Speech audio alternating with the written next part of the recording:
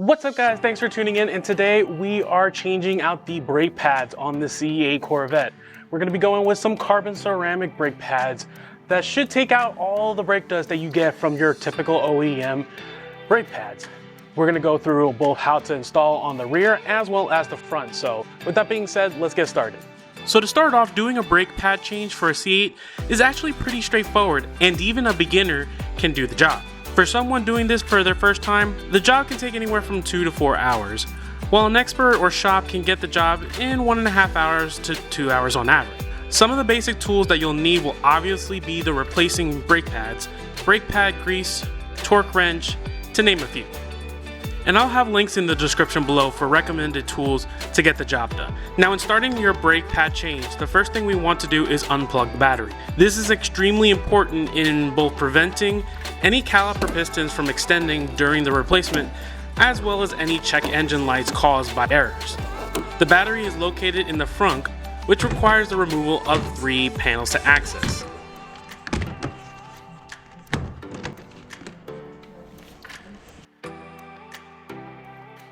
Once you have access, use a 10mm socket to unplug the battery. After the battery is unplugged, you can start working on the brake pads. The rear pads are easier to change, and I suggest to start with those if you're not used to doing a brake pad job.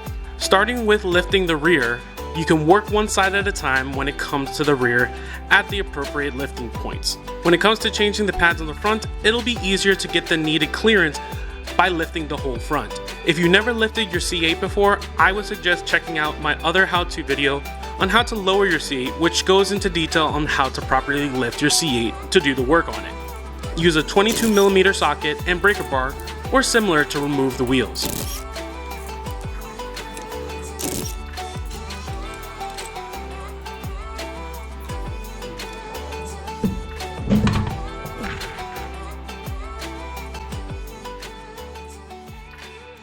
Once the wheels are removed, we can get a first look at the brake assembly.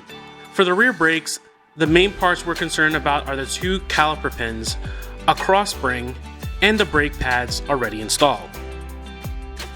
The first thing that we need to do is punch out the caliper pins. You can use a hole punch or an elongated bit with a flat end to punch it out.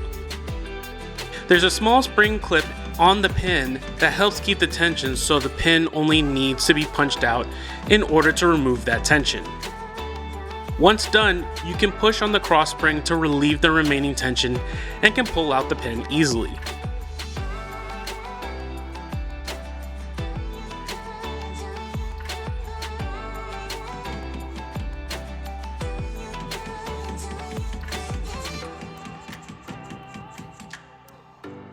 Repeat the same for the other pin and remove that along with the cross spring. At this point, you should be able to remove the brake pads. Depending, it may take some slight force to remove, but a little wiggling should break them free. With the pads out, we need to compress the pistons back to be able to fit the new pads in.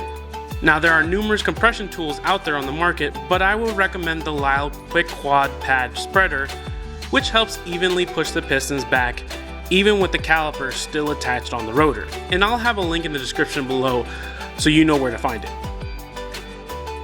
Once the pistons are pushed back, we can now look at installing the pads. Before that, we want to place some high temp brake grease on the edges and pinholes. You don't need a lot to do the job, just a light amount.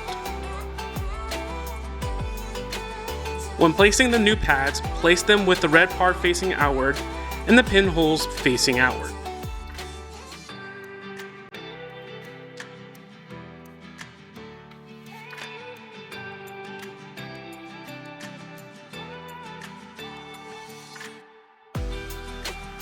Use the brake cleaner on the pins and cross spring to clean the dirt and grime off before reinstalling.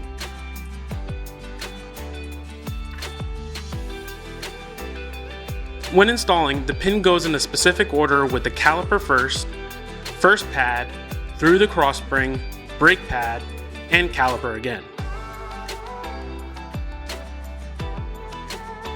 If needed, move the pad slightly to realign the holes for the pin to fit through.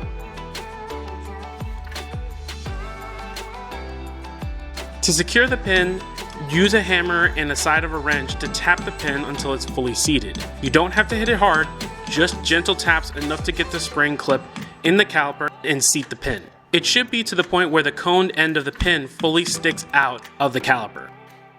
To fit the second pin, you'll need to push the cross spring down to allow the pin to fit through the slot.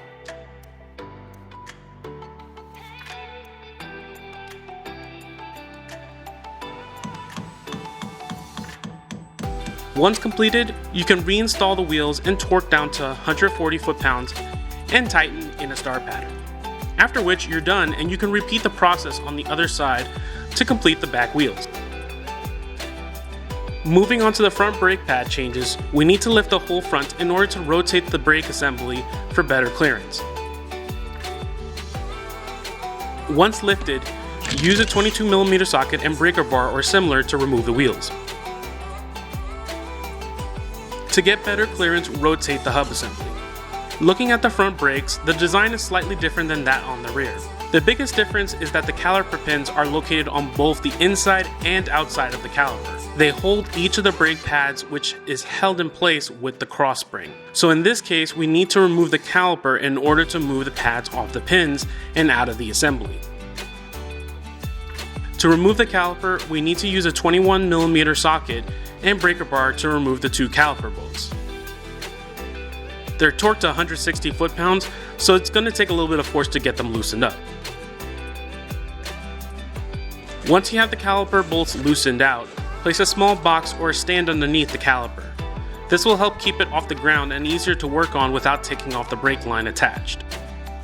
You can also use a wrench and adapter to loosen the bolts completely, which makes the job easier.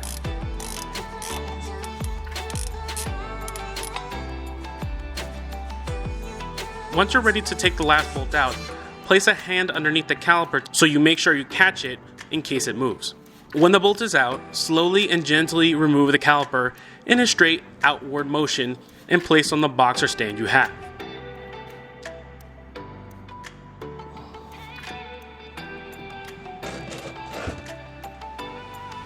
At this point, we can take a look at using our brake compressor tool to push the pistons back and give us clearance when we place the new pads in. If you're replacing the OEM pads from the factory, the pads have been attached with adhesive. Why in the world they did that when you don't have to put new adhesive on the replacement pads is anyone's guess. Anyways, in order to remove the pads, we need to use a pry tool or flathead screwdriver to pry the pads off the pistons. It may take a little force, kind of similar to using some 3M double-sided tape off of a common household hook, but shouldn't take a huge amount of effort. Once the pads are released from the adhesive, push the pads to the center of the caliper to remove from the pins.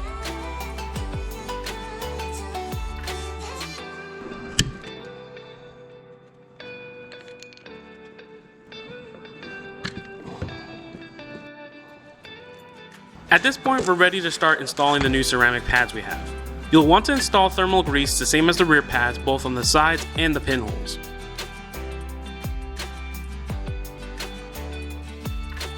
Now to install the front pads, you'll want to push down on the cross spring using the brake pads itself and align the pinholes with the pins. Once you have the holes and pins aligned, you can slide the pad outward towards the pistons.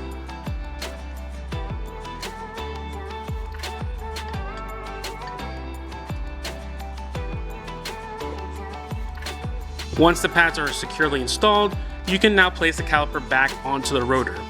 If you're finding it's not fitting on easily, you may need to use the compressor tool again to gain the clearance needed.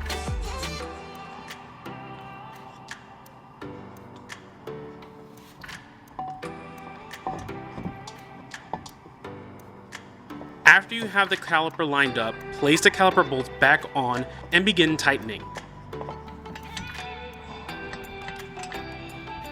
To tighten, you'll want to use the 21mm socket and torque down to 160 foot-pounds.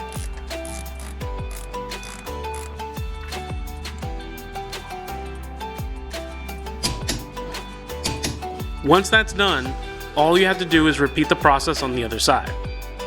Afterwards, you can then reattach the wheels and lower the front from the jack stands.